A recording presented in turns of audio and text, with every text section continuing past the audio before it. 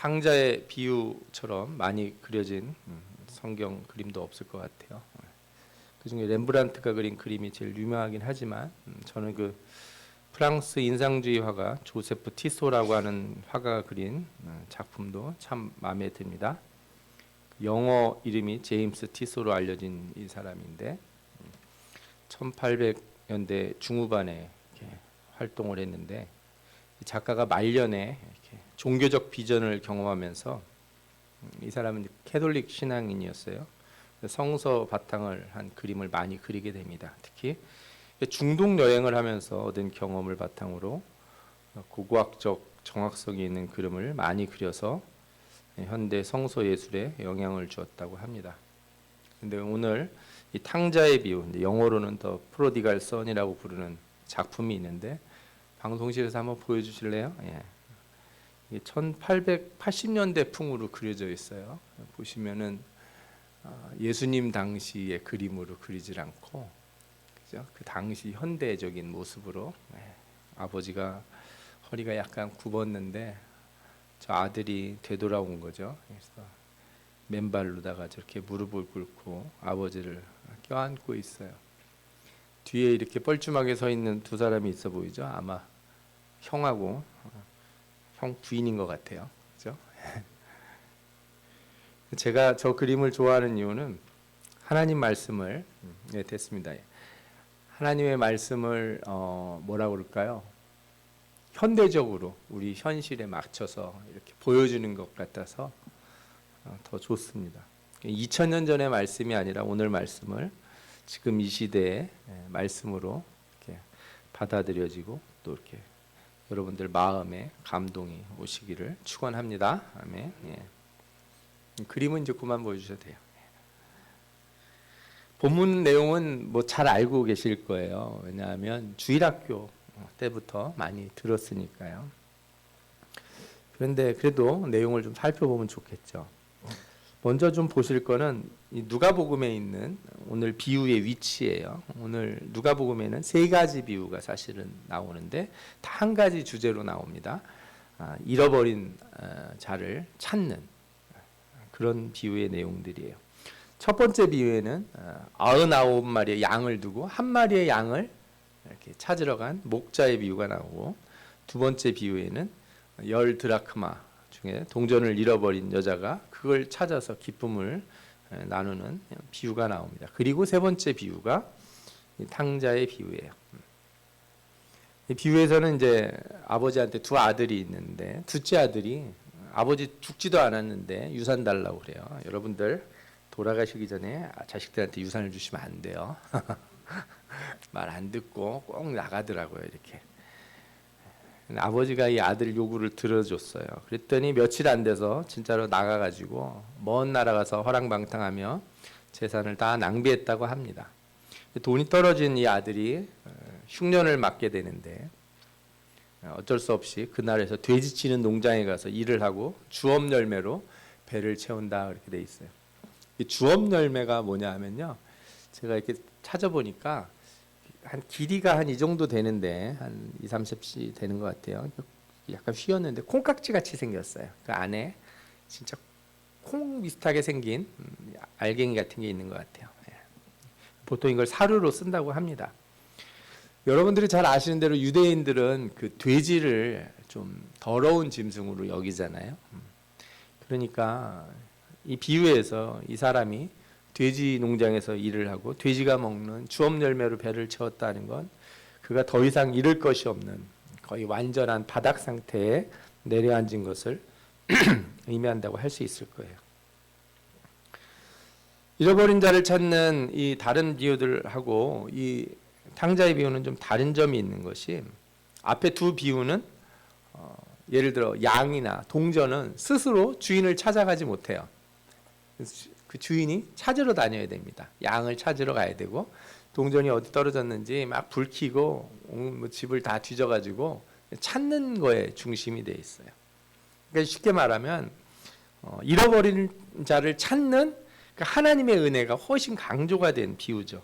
근데 세 번째 비유인 이 탕자의 비유에서는 아버지가 아들을 찾으러 다니지는 않아요. 아버지는 집에서 기다리고 아들이 아들이 회개하고 돌아오는 거예요. 그러니까 어떻게 회개를 결심하고 아버지께 돌아오느냐, 여기에 더 포인트가 있는 그런 비유라고 볼 수가 있어요. 비유를 왜 이렇게 좀 다른 각도에서 썼냐, 이게 예수님이 사역하신 것과 관련이 있기 때문에 그래요. 예수님은 어떤 때는 자신을 찾아오지 않는 사람들, 뭐 보고 싶단 말도 안 하고 관련도 없는 사람들을 괜히 찾아가요. 그리고 고쳐주세요. 또 어떤 경우에는 예수님을 만나러 바깥에서 막 줄을 서고 기다리고 몰래 와서 예수님을 만지고 막 이런 사람들이 또 예수를 만나서 병 고침을 얻어요. 첫 번째 예로 요한복음 5장에 보면 38년 된 병자가 나옵니다.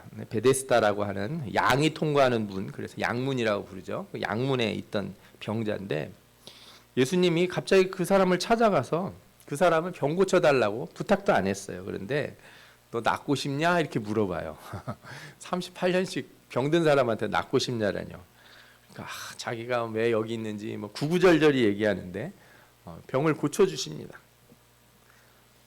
근데 이 사람이 회개를 했거나 자신이 큰 죄에 대해서 반성을 하고 하나님 앞에 눈물을 흘리고 또 선한 일을 해오면서 오랫동안 기다렸던 사람이라면 이해가 되는데 그게 아니에요. 그래서 예수님이 나중에 이 병을 고쳐준 사람을 다시 만나서 뭐라 그러냐면 내가 나았으니 더 심한 것이 생기지 않게 다시는 죄를 범하지 말라.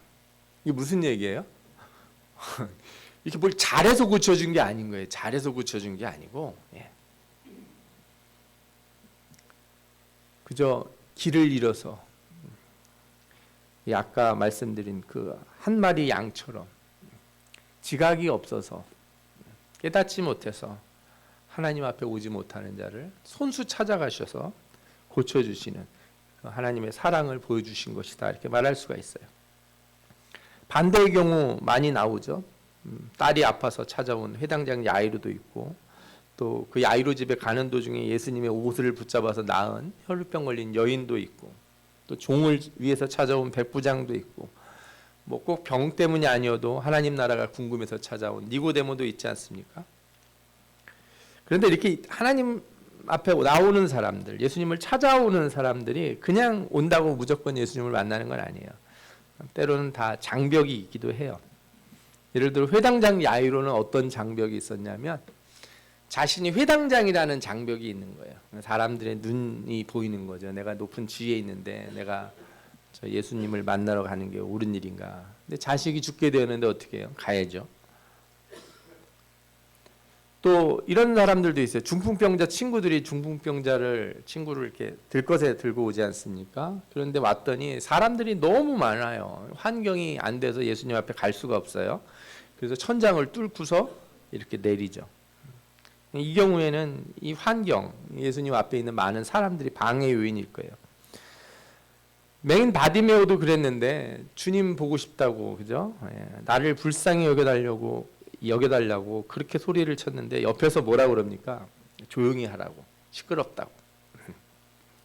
그때 조용히 하면 어떻게 돼요? 그러면 안 되는 거예요. 더 나아가서 딸을 위해 주님을 찾아온 수로보니게 여인은 자녀의 떡을 취해 개들에게 던지는 것이 옳지 않다, 이렇게 예수님이 말씀하시는데 예수님의 이 말씀이 마음에 장애가 됐을 거예요, 아마. 그러나 이 사람들 모두 그 장벽을 넘었고 예수님을 만나 기적을 경험하고 구원의 은혜를 받게 됩니다. 오늘 탕자의 비유에서도 탕자가 나가서 이렇게 거짓골이 됐어요. 그런데 탕자가 이제 갑자기 집으로 돌아가겠다 마음을 먹었다는 거예요. 근데 이게 그냥 쉽게 되는 일은 아니에요. 아무 일 없이 쉽게 저절로 그냥 되는 건 아닐 거예요. 분명히 가는 길을 막는 사람이 따로 있지는 않았을 거예요. 뭐 누가 옆에서 자기를 노예처럼 부리고 있는 것도 아니고 또 집에 가기 전에 형이 못 가게 막 방해하는 것도 아닐 것이고, 성경도 탕자가 돌아가는 일에 대해서 무슨 장애가 있는 것처럼 묘사를 안 해요. 그러나 앞서 보셨던 그림처럼 좀 더 현실적으로 말하자면 사실 돌아가는 길은 그렇게 쉽지 않아요. 오늘 성경에 보면 이에 스스로 돌이켜 이르되 내 아버지는 양식이 풍족한 품꾼이 얼마나 많은가. 나는 여기서 줄여 죽는구나. 내가 일어나 아버지께 가서 이르기를 아버지 내가 하늘과 아버지께 죄를 지었사오니 지금부터 아버지의 아들이라 일컬음을 감당하지 못하겠나이다. 나를 품꾼의 하나로 보소서 하리라 하고, 이 17절부터 19절에 나오는 말씀인데 이 17절과 19절이 그렇게 간단하지 않은 거예요. 우리가 인생에서도 경험해 보지만 우리가 어렵고 절망스러울 때 하나님 앞에 쉽게 나온다 이렇게 말하기가 어려워요. 그는 살아계실 때 아버지가 죽을 때나 받는 유산을 달라고 한 거예요. 우리나라 특히 유교적인 관습이 있는 나라에서는 되게 좀 불효자스럽죠. 예. 그리고 그걸 또 와서 다 썼어요. 빈털터리가 된 거죠. 아마 놀 때는 몰랐을 겁니다. 그러나 완전히 빈곤하고 절망적인 상태가 되었을 때 그때 어떤 사람도요 아무런 가책 없이 돈 다 떨어졌으니 집에 가야지 이런 사람은 없어요. 소위 말해서 염치라는 게 있잖아요. 양심이라는 게 있고 놀 때 즐거운 만큼 그런 결과가 왔을 때 자신의 그 빈곤한 상태, 절망적인 상태를 가지고 아버지께로 돌아가야겠다 이렇게 생각하는 것은 쉬운 일이 아니에요. 여기서 우리가 현실적인 걸 더 알 수 있는데 우리는 사람들에게 어려운 일 생긴 거나 뭐 절망스러운 일이 생길 때 뭐라고 얘기해요? 이때가 하나님을 찾는 기회다 이런 얘기를 쉽게 해요. 그런데 여러분 잘 생각해 보면 그때가 오히려 하나님을 잘 못 찾게 될 때도 돼요. 내가 돌아가고 싶다, 내가 다시 신앙을 회복하고 싶다 하는 마음이 들 수도 있는 때지만 내가 한 짓을 생각해 보면 나는 다시 그 자리로 돌아가기 어렵다 하는 생각이 드는 것도 마찬가지예요. 그래서 여기에 뭐가 있냐? 죄가 주는 유혹이 있어요. 죄는 하나님의 곁을 떠날 때 우리한테 뭐라고 얘기하냐면 별거 아니야. 아유, 괜찮아. 사랑의 하나님인데 다 용서해 주셔. 걱정하지 마. 이렇게 거짓으로 우리를 이렇게 위안해요. 그리고 조금 하다가 다시 교회 가서 기도하고 그러면 되지. 이렇게 말을 하는데 그러다가 정말 죄를 지어서 마음이 곤고해지고 괴로운 상황에 놓이고 그 다음에 탕자처럼 막 흉년이 들어서 어려운 일에 겹치잖아요. 그럼 죄가 회개하려는 우리 자신을 막아서요. 야, 너 안 된다 너. 너 어떻게 하고서 여기까지 왔는데 무슨 염치로 넌 돌아가냐. 하나님이 너 더 이상 기다리지 않는다. 넌 선을 넘었다. 이것이 죄가 주는 가장 대표적인 방해이자 회개를 막는 방법이에요. 상태가 심각해질수록 너는 기도하기 어려워. 넌 기도가 안 될 거야. 이렇게 얘기한다는 거예요. 그러다 보면은 자신이 겪고 있는 고통과 마음의 절망을 그냥 방치해요. 이게 아주 우리 삶에서 많이 일어나는 일인데 아이들을 그림 그리게 시키잖아요. 주일학교 애들 뭐 그림 그리라고 이렇게 시키면 좀 그릴 때 잘못 그린 걸 지우개로 이렇게 지워가지고 고쳐서 그리는 아이들이 있는 반면에 조금 잘못되면 그냥 X자 쫙쫙 긋고 종이 쫙 찍고 목사님 새로운 종이 하나 주세요. 다시 그릴래요. 이러는 사람들이 있어요. 제가 아이들에게 항상 얘기해요. 얘들아, 사는 거는 이렇게 컴퓨터 게임처럼 잘못됐다고 껐다가 다시 키는 게 아니야. 핸드폰처럼 껐다가 키면 다시 시작할 수 있는 게 아니란다. 잘못됐으면 어떻게 해야 돼? 지워나가야 돼. 그 지울 때도 지우개를 확확 지우면 종이 찢어지니까 살살살살 지워야 돼요. 네, 조심스럽게. 그런데 실제로 우리 인생에 많은 사람들이 그냥 낙서 막 하고 그냥 확 찢어버리고 싶은 거예요. 실수를 되짚고 어디서부터 잘못됐는지 하나하나씩 회개하고 돌이켜고 고쳐나가는 것보다 그냥 망가진 대로 엉망이 됐으니까 에이 끝났어 하고 자신을 포기하는 상태로 가는 것. 그러면서 받는 고통을 뭐라고 생각해요? 내가 죄졌으니까 이러고 사는 거지 뭐. 그리고 또 무슨 생각을 하냐? 하나님이 내가 이렇게 고통받는 거를 좋아하실 거라고 생각하는 거죠. 내가 이렇게 어렵게 사는 건 다 내가 잘못한 건데 하나님이 나한테 벌을 내리셨으니까 당연한 거야. 하나님이 좋아하시겠지. 내가 이렇게 힘들게 사는 거. 그렇지 않다는 거예요. 이게 다 누가 주는 거예요? 이게 죄가 주는 거짓이에요. 이런 심리적 상태가 신앙에서뿐만 아니라 우리가 인간관계에서도 나타나거든요. 사람들이 미안하다고 말하고 관계를 다시 세워나가는 거에 너무 미숙해요. 그래서 타이밍을 놓치고 그러다가 자신의 인생에서 중요한 사람들과 헤어지기도 하고 그래요. 제가 부부싸움 하는 사람들 보면 뭐 어마어마한 걸로 싸우지 않아요. 예를 들어서 지구온난화 때문에 부부싸움하다 헤어졌다는 사람 보지를 못했고, 그죠? 미국과 중국의 이 정치적인 다툼을 어떻게 해결할까, 이 의견 차이로 해결을 못 봐서 부부싸움하다가 갈라섰다는 사람 본 적 없어요. 대부분 간단한 거예요. 뭐 양말 벗어서 아무데나 놨다. 그죠? 왜 그 소변 보면서 변기 뚜껑 제대로 이렇게 안 올리고 봤냐, 뭐 이런 거. 뭔가 잡다한 걸로 다 싸워요. 저 음식물 쓰레기 좀 갖다 버리라는데 안 갖다 버리고, 분리수거 좀 하라는데 왜 안 하고, 다 그런 거로 싸워요. 근데 그런 작은 일일 때 오히려 사과의 타이밍이 너무 많이 있는데 사람들이 그 타이밍을 자꾸 놓쳐요. 그러다가 중요한 사람들과 헤어져. 그래서 어려운 상황에 빠지는데 그때 다시 돌이킬 기회가 전혀 없냐? 그렇진 않아요. 그러나 뭐라 그래요? 스스로? 나는 그냥 내 인생 이게 팔자인가 보다. 나는 이렇게 살아야 되나 보다. 하고서 그 나쁜 상태를 그냥 받아들이고, 아니 더 들어가요. 그러다가 더 망가지는 거예요. 막 혼자 술 먹고, 그죠? 네.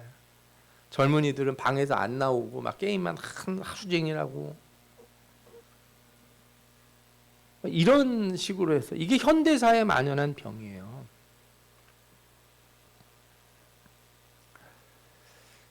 만약에 성경을 좀 현대적으로 썼다면 이런 얘기들이 많이 있을지 모르겠는데, 성경은 사실 그런 내적 갈등엔 그렇게 주목하지 않아요. 아니 처음부터 왜 그렇게 아들이 집을 떠나고 싶어 했는지, 아버지랑 무슨 사이가 있었는지, 또 엄마는 어디 갔는지, 뭐 이런 거 우리 궁금한 거 하나도 안 가르쳐줘요. 중요한 게 그게 아니기 때문에 그래요. 성경이 말하고 싶어하는 포인트는 따로 있어요. 우리가 아무리 우리의 마음, 우리가 죄를 짓고 이 절박한 상태에서 회개 안 하는 그 상태를 하나님 앞에 내가 왜 이런 마음인지, 내가 왜 이렇게 이런 상태인데도 회개를 못 하는지 나는 구구절절히 얘기하고 싶지만 성경은 그거 그렇게 중요한 게 아니라고 얘기해요. 여러분들 착각하지 마셔야 돼요. 여러분들이 하나님 앞에서 기도할 때 내 마음이 어떻습니다 하는 얘기 오래 하는 거 그렇게 좋은 건 아니에요. 딱 한 번이면 돼요. 한 번 하고 우시면 돼요. 계속 그 울고 먹으시면 안 돼요. 내 곤고한 상태에서 벗어나서 하나님과 가까워지는 상태로 가려고 애를 써야지, 이 곤고한 상태를 계속 되씹고 나는 이래, 나는 어려워, 나는 힘들어, 나는 마음이 아파, 누가 날 위로해 줄 사람 없어 하는 걸로 내 신앙을 그렇게 계속 들고 다니면 안 된다고요. 성경은 그런 얘기를 그렇게 오래 하고 싶어 하지 않아요. 중요하지 않아요. 네가 어떻게 죄를 짓게 됐는지, 네 지금의 마음 상태가 죄 가운데서 어떤지가 중요한 게 아니고 거기서 나오는 방법이 중요하다는 거예요. 나오는 방법이. 오늘 성경에서도 보여주려고 하는 게 그거예요. 오늘 성경에서 탕자는 다 잃어버린 것 같고 완전한 절망 속에 빠진 것 같지만 성경에서는 탕자가 아직 잃어버리지 않은 게 있다는 걸 가르쳐줘요. 그리고 거기서부터 그가 회개하고 돌아가는 길이 있다는 걸 우리에게 보여줍니다. 그게 무엇인가? 첫 번째 시점이 뭐냐면 그가 자신의 원래 상태를 기억하고 있었다는 거예요. 내 아버지에게는 양식이 풍족한 품꾼이 얼마나 많은가, 우리 아버지 집이 얼마나 풍족한가. 돼지치면서 주엄 열매를 먹는 이 아들이 잃어버리지 않은 게 뭐냐? 아버지 집에서의 기억이에요. 행복했던 기억, 즐거웠던 기억, 풍족했던 기억, 그거는 안 잊어버린 거예요. 이 좋은 기억들이 그가 돌아갈 기회를 찾는 첫 번째 포인트가 됩니다. 저는 이게 되게 중요하다고 생각해요. 그런데 많은 경우 우리는 나쁜 일은 그렇게 오래 기억을 해요. 사람과의 관계를 회복하기 위해서 여러분들이 해야 될 일이 뭐겠어요? 좋은 기억을 떠올리는 거예요. 좋은 기억을. 고통 가운데 절망 가운데 있을 때 우리가 정말 나쁜 버릇이 생기는데 그게 뭐냐면 나쁜 거를 계속 되씹는다는 거예요. 나쁜 감정을 되씹어요. 지나간 상처들을 다 그렇게 후벼 파요 자꾸. 그래서 더 소망이 없다는 죄의 유혹 속에 갇히는 거죠. 더 깊은 절망에 빠지는 그런 악순환에 빠지는 거예요. 여러분들 회개하려면 어떻게 하셔야 되는지 아세요? 좋은 기억을 되살려야 돼요. 내가 하나님 앞에 와서 은혜 받았을 때, 주님이 나를 용서해 주셨을 때, 내가 하나님 앞에 엎드려서 그렇죠? 참된 예배를 드리고 기쁨과 즐거움으로 살았을 때, 그때를 기억해야 되는 거예요.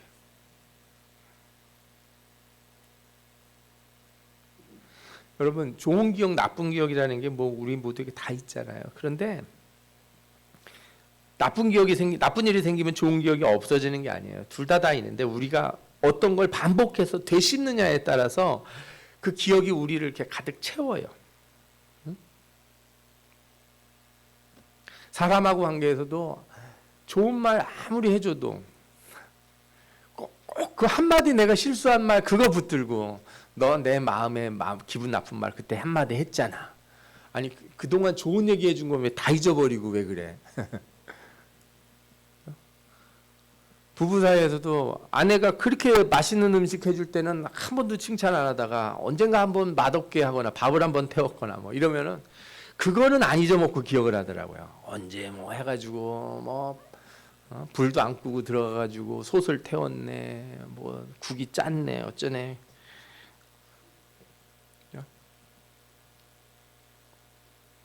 우리 자녀들한테도 그래요, 여러분들.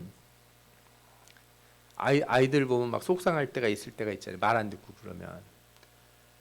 근데 우리가 그런 얘기하죠. 이렇게 아이들 효도는 그 어렸을 때 다 했다고, 그죠? 예. 같이 어디 놀러 가자 그러는데 전 집에 있을래요. 엄마 아빠 그냥 두 분이 다녀오세요. 그러면 이제 끝난 거예요. 이제 내 아들이 아닌 거야 이제. 그런 마음이 들어서 아유 속상하다 그럴 때는 어떻게 하셔야 돼요? 돌아가셔서 핸드폰에 사진 찍어 놓은 거예요. 사진을 많이 찍어 놓으세요. 어렸을 때 사진 보시면 돼요. 저희 핸드폰에는 저희 아이들 아주 어렸을 때 5살, 4살 때 사진이 이렇게 있어요. 얘네들이 내 아들들이었어요. 좋은 기억을 되시는 거예요. 나를 얼마나 행복하게 해줬는지 아이들이. 내가 이 얘네들 때문에 얼마나 행복했는지를 기억하는 거예요. 그래야 변화의 계기를 삼을 수 있어요. 자꾸 미운 거 생각하고 자꾸 싫은 거 생각하고 나쁜 거 생각하고 그거 되씹다가 에이 끝났어 포기해야지.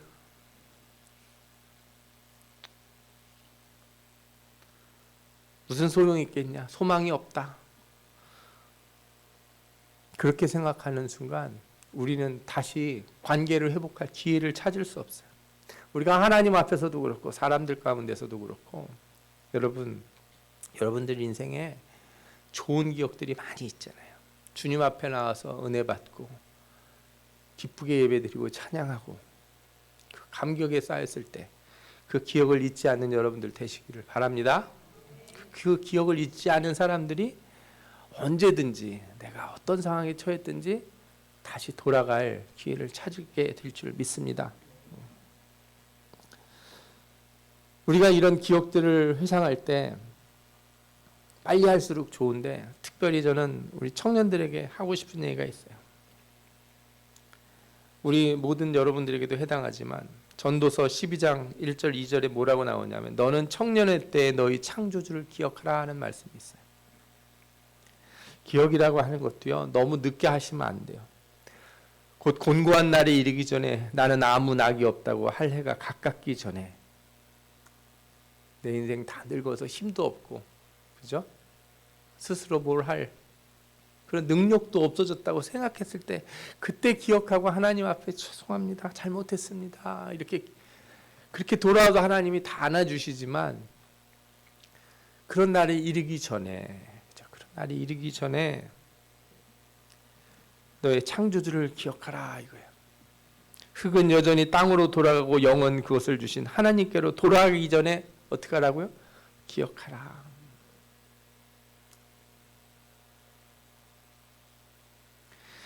이 기억이라는 거, 내가 하나님과의 좋은 관계를 기억한다는 게 바로 뭐예요? 내가 누구인지를 아는 거예요. 내가 어떤 사람인지. 나 이런 사람이었다. 절망 가운데 있을 때 나는 이렇게 절망하고 쓰러져 있을 사람이 아니고, 나는 포기할 사람이 아니고, 나는 세상 가운데서 이렇게 방황할 사람이 아니고, 나는 하나님의 백성이었지.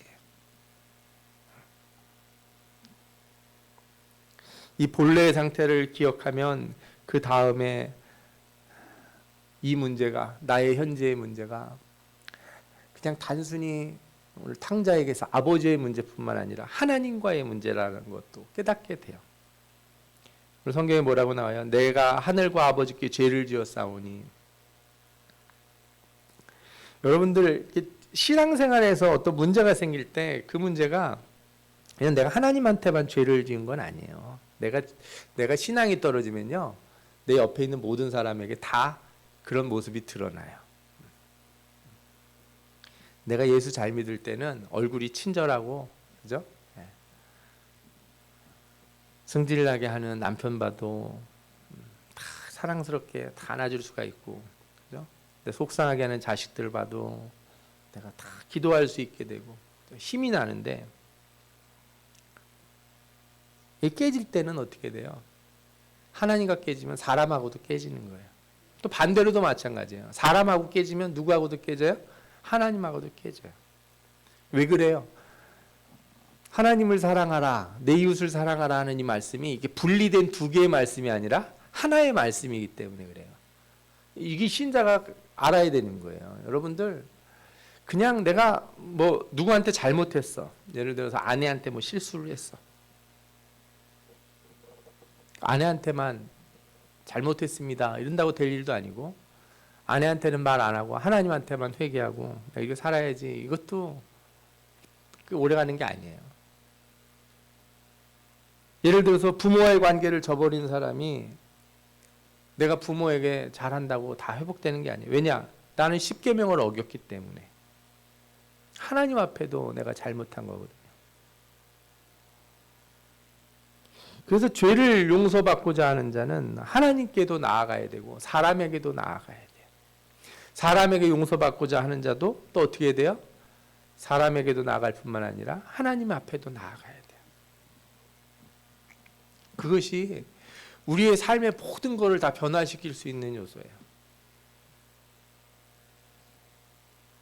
우리가 그런 거 많이 보지 않습니까? 하나님 앞에만 회개했다고 다 끝난 것처럼 생각하는 사람들. 그런 것 때문에 교회가 욕을 많이 먹잖아요.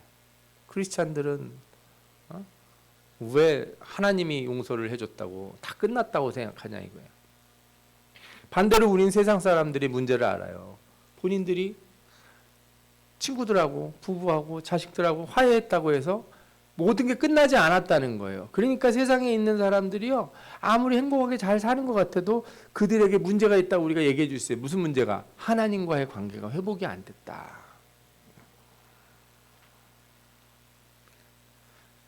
그래서 여러분, 이 내가 누군지, 그래서 우리가 내가 누군지를 안다는 건 단순히 그냥 내가 한 인간으로서 나의 존재를 아는 게 아니라 내가 창조된, 하나님이 창조하신 인간으로서, 하나님이 만드신 피조물로서의 내 자신을 인식할 때 내가 사람과의 관계도 회복할 기회가 만들어지고 하나님과의 관계도 회복할 기회가 만들어지는 줄 믿습니다. 아멘.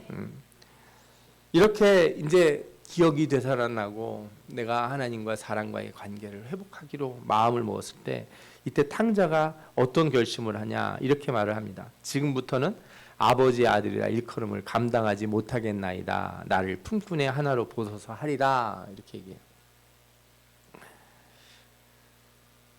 이게 사실 회개라는 게 뭐냐 그럴 때 저는 이 말씀을 떠올려요. 회개는 자신을 낮출 각오를 하는 거예요. 자신을 어떻게 할 각오요? 자신을 내려놓을 각오.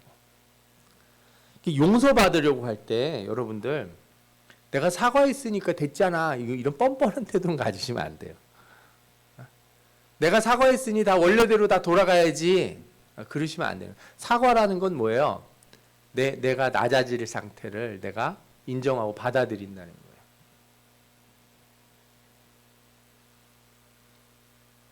그래서 용서하는 사람도 사실은 이제 용서가 어려운 이유가 거기에 있고, 사과하는 사람이 사과가 어려운 이유도 있는데, 왜냐하면 사과나 용서나 다 한 번에 끝나는 게 아니고요. 이렇게 상태가 오래 지속되는 거예요. 용서는 죽을 때까지 용서해 줘야 돼요. 볼 때마다 자꾸 생각이 나거든. 사과도 어때요? 그 사람을 대할 때마다 나의 잘못된 것을 떠올리고 내가 낮아져 있는지를 자꾸 살피는 거예요.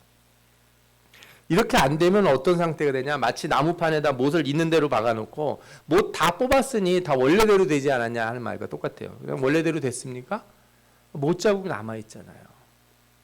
내가 박은 못은 생각 안 하고 다 뽑았는데 왜 옛날과 자꾸 그 얘기를 하냐고 그러면 어떻게 해요? 하고 싶어서 하는 게 아니라 자국이 남아있어서 그런 거거든요.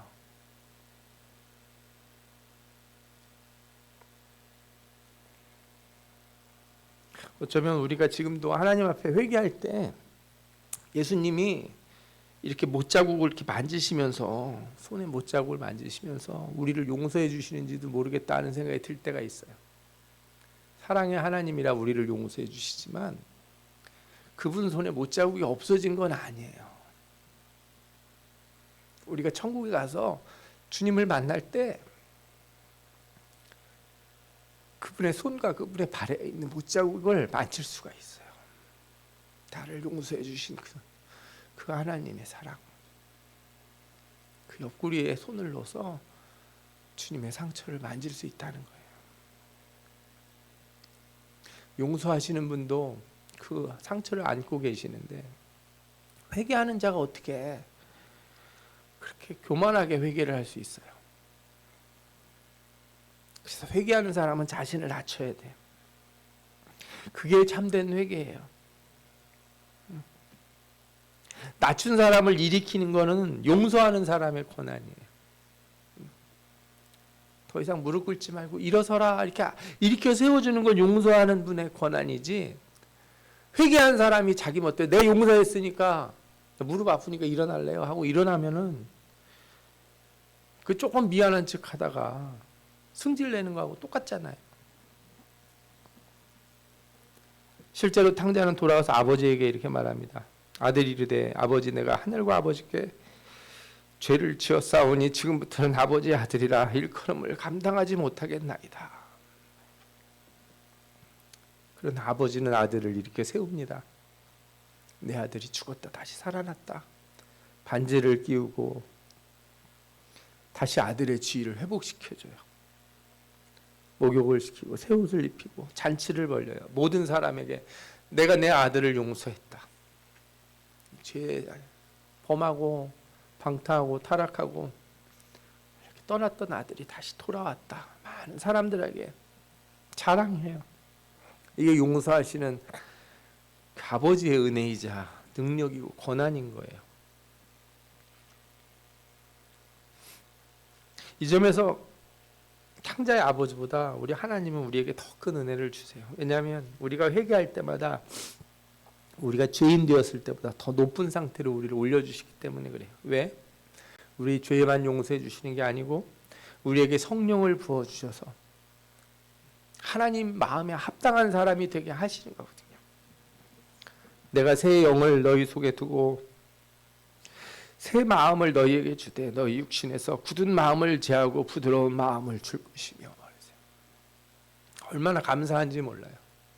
그냥 근데 너 용서해 줄 테니까 저 안 보이는 데 가서 살아라 이게 아니고 하나님의 영을 부어주셔서 너 내 말대로 이 말씀대로 살기 어려웠지. 그래서 그렇게 힘들었지.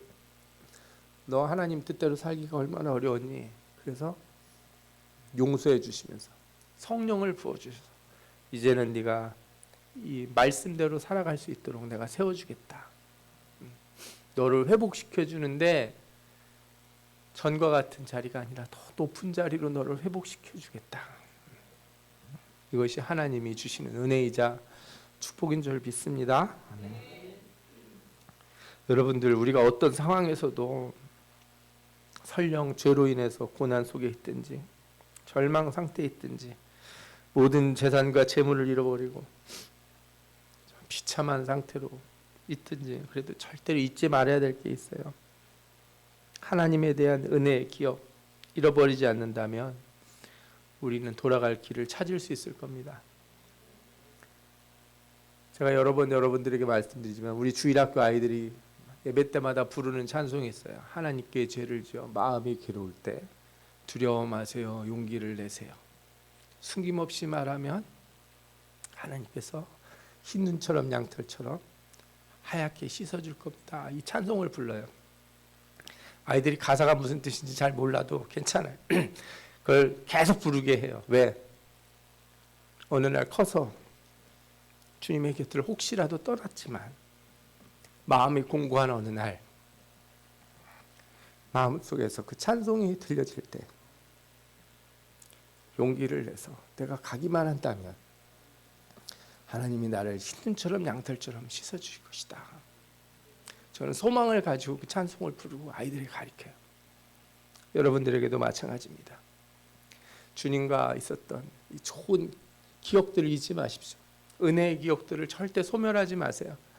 교회 와서도 상처받고 어느 집사가 나한테 뭐라고 그랬네, 누가 뭐라고 그랬네, 목사님이 이런 말을 했는데 뭐 그게 마음에 걸리네, 그런 거 그런 거 빨리 잊어버리시고, 예. 제가 잘못했으니까 빨리 잃어버리세요. 예. 좋은 거, 그죠? 예. 행복한 거, 내가 은혜 받았던 거, 이거 잊지 마시고 어떤 어려움 가운데서도 하나님이 나를 다시 세워주시고 은혜 베풀어 주실 걸 믿고 그 기회를 붙들고 주님 앞에 나아가는 여러분들 되시기를 축원합니다. 아멘. 우리 이 시간에 함께